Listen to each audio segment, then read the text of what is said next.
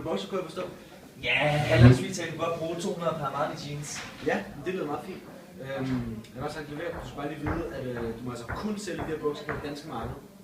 Så der er ikke noget med at opsøge nogen udlandet til at sælge videre. Det skal jeg nok sørge for. Super. Har vi en aftale? Ja.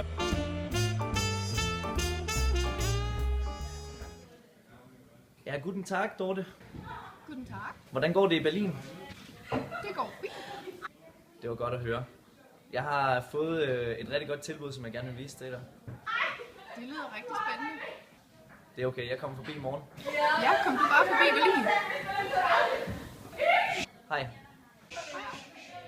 Goddag, Dorte. Guten Tag. Tak fordi jeg måtte komme. Det er super fedt her i Berlin, synes jeg.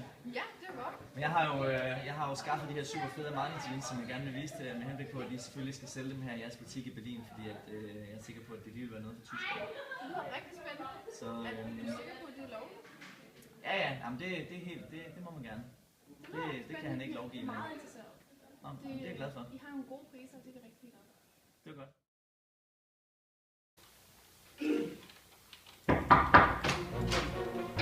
Nå, goddag, Armani. Goddag, Allan. Ja, værsgo at sætte dig ned. Ja, tak. Simon Gang, hvad er det lige præcis, der foregår her? Jeg sidder og sælger noget tøj. Ja. Og jeg kan se, at du har indgået en aftale med en Dorte, som er på det tyske marked. Jævnt for vores aftale, hvor du kun forpligtet til at sælge i Danmark. Det tror jeg ikke. Vi ses i retten.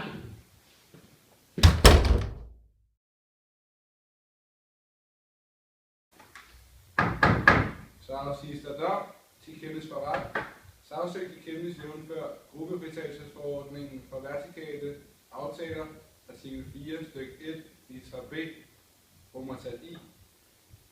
Allan Simonsen kendes skyldig.